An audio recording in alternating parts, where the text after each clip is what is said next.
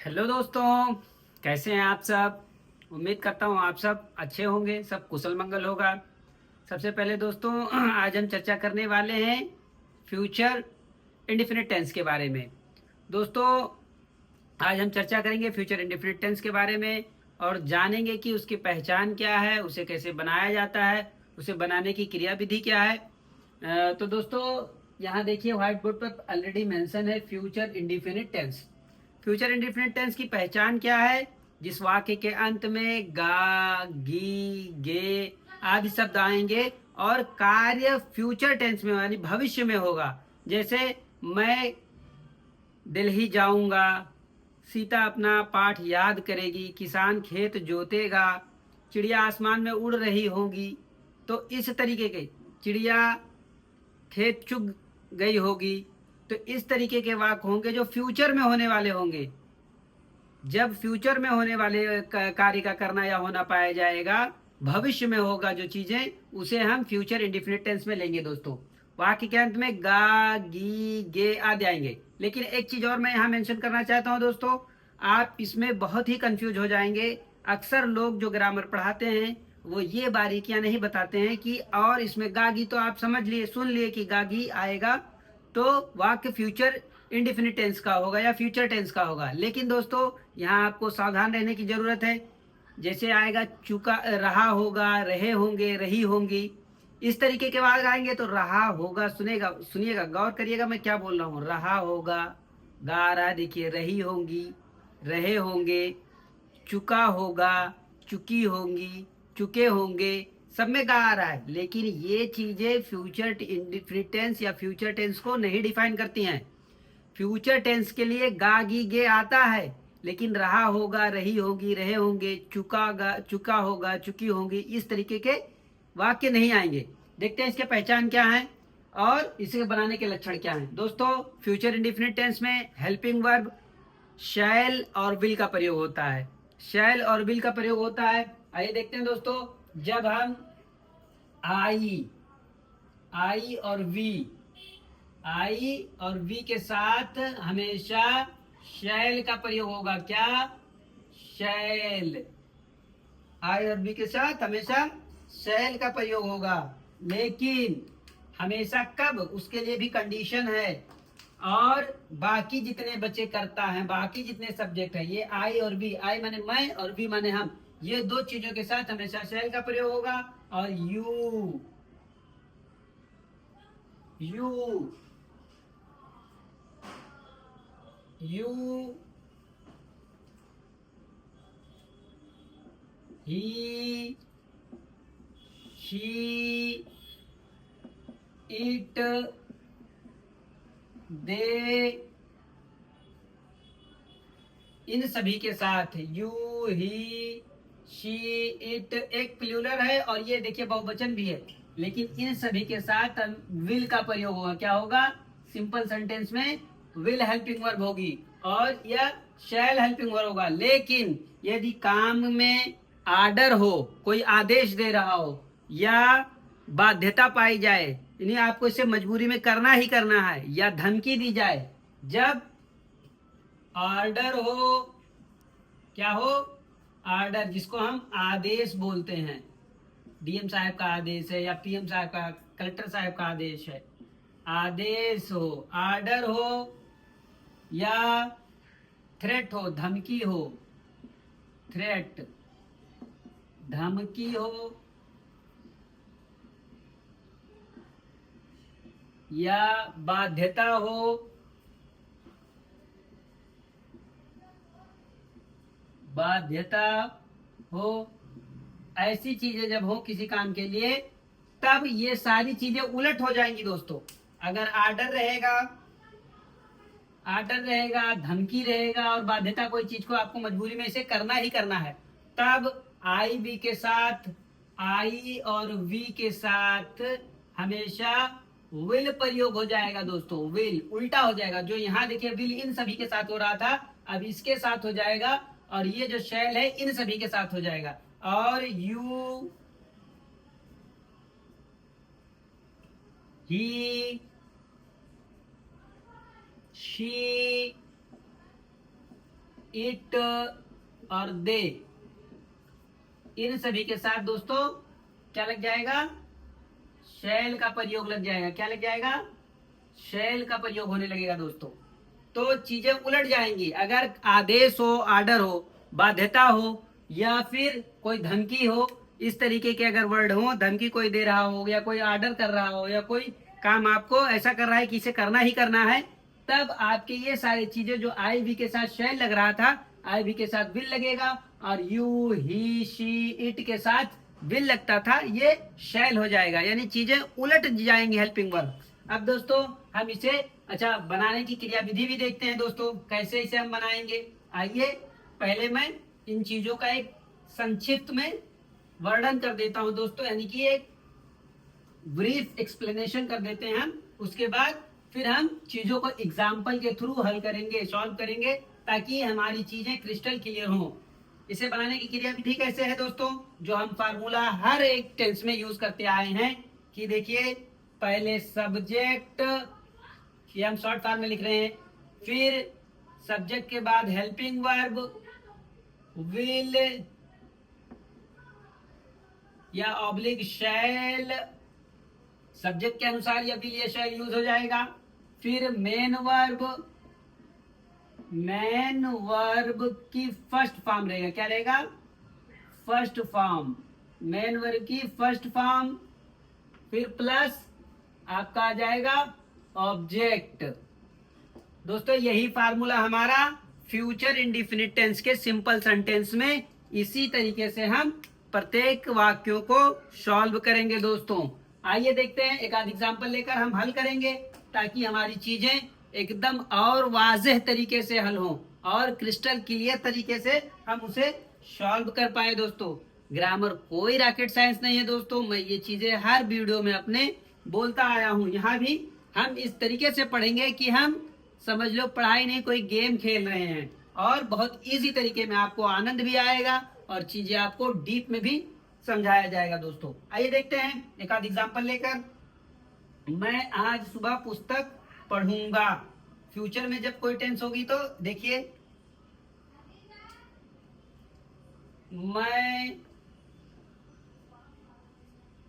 आज सुबह पुस्तक, पुस्तक मतलब किताब दोस्तों, ये देखिए यहाँ मैं लिख दे रहा हूँ किताब, नहीं अगर आपको डायरेक्ट ज्यादा हिंदी नहीं आता हो तो। मैं आज सुबह पुस्तक पढ़ूंगा, क्या रहेगा, पढ़ूंगा। अब देखिए वाक्य के अंत में गा रहा है दोस्तों, वाक्य के अंत में गा रहा है, वाक्य के अंत में गा रहा है। मैं आज सुबह पुस्तक पढ़ूंगा, यानी गा रहा है, तो ये फ्यूचर इंडेफिनिट टेंस का वाक्य होगा। आई, अब देखते हैं, मैं आज सुबह पुस्तक पढ़ूंगा, तब हम अपने आप से सब्जेक्ट पता करने के लिए पूछेंगे कौन, तब पता चलेगा कि मैं, कौन आज सुबह पुस्तक पढ़ेगा, तब हम अपने आप से सवाल करेंगे कौन आज पुस्तक पढ़ेगा, तब पता चलेगा मैं की इंग्लिश होगी आई। आई जब हो गया, फिर हम इसे सब्जेक्ट लिखे, हेल्पिंग वर्ब तुरंत लगाएंगे, आई के साथ हमने दोस्तों शैल का प्रयोग करेंगे, आई शैल।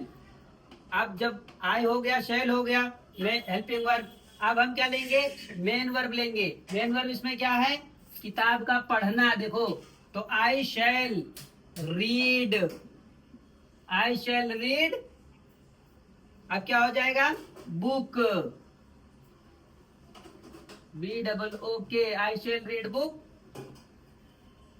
Today morning, I shall read book this, I shall read this book today कर लो, I shall read this book कर देते हैं, यह पुस्तक रहेगा। मैं आज सुबह किताब पढ़ूंगा, सिर्फ बुक ही रख लो, I shall read book today, मैं यह पुस्तक पढ़ूंगा या सुबह, तो टुडे दिस मॉर्निंग कर लेते हैं दोस्तों, क्योंकि सुबह है ना। I shall read this book, I shall read book this morning, सुबह यानी मॉर्निंग से कर लेते हैं।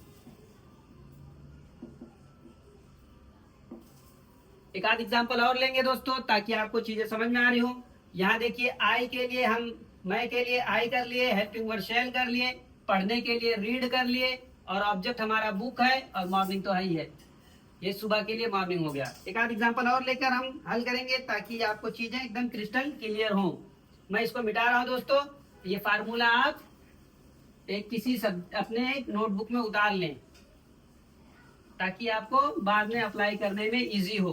चीजें आप सिर्फ एक वीडियो लेक्चर की तरह ही ना देखें। एक आध एग्जांपल और लेते हैं दोस्तों। हम तुम्हारे साथ इलाहाबाद चलेंगे। हम तुम्हारे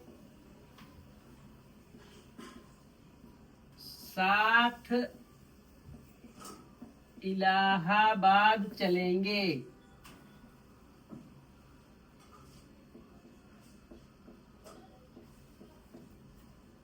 हम तुम्हारे साथ इलाहाबाद चलेंगे।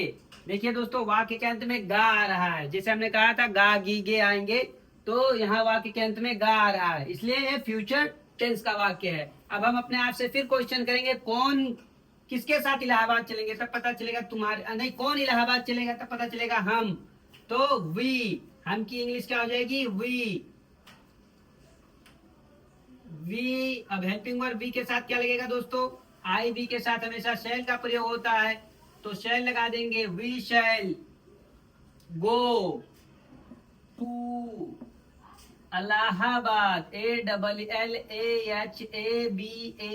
Allahabad. We shall go to Allahabad with you. देखिए दोस्तों, हम के लिए अंग्रेजी वी आ गई, हेल्पिंग वर्ब शैल का प्रयोग हो गया। जाना हमारा क्या मेन काम है, मेन वर्ब क्या है, मेन वर्ब जाना है, तो फर्स्ट फॉर्म का हम यूज करेंगे मेन वर्ब का, गो टू। कहा जाएंगे, ये ऑब्जेक्ट इलाहाबाद है, विद यू तुम्हारे साथ। अब देखते हैं, एक आधा और एग्जाम्पल लेंगे ताकि चीजें आपको क्रिस्टल क्लियर हो जाएं। तुम अपने मित्रों की सहायता करोगे। तुम अपने मित्रों, मित्रों मतलब दोस्तों, तुम अपने मित्रों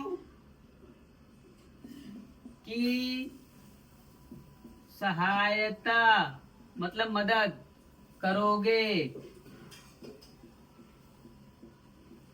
तुम अपने मित्रों की सहायता करोगे। वाक्य के अंत में देखिए दोस्तों, गा आ रहा है, गा गी गे हमने कहा था ना, वाक्य अंत में गा आ रहा है। अब फिर हम पूछेंगे अपने आप से सवाल कि कौन अपने मित्रों की सहायता करेगा, तब पता चलेगा तुम। तब तुम की इंग्लिश क्या होगी, यू। यू के साथ विल लगेगा, यू के साथ विल लगेगा, शैल नहीं लगेगा। You will help you, you will.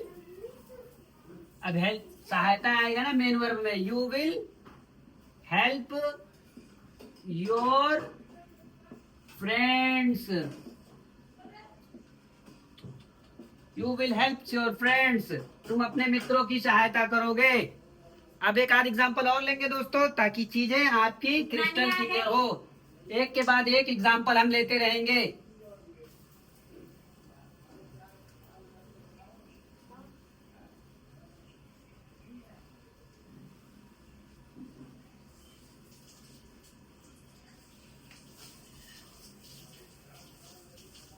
वह कल अपने गांव से यहाँ आएगा। वह मामा क्या कर रहे हो? मामा नीचे जा, नीचे जा। वह कल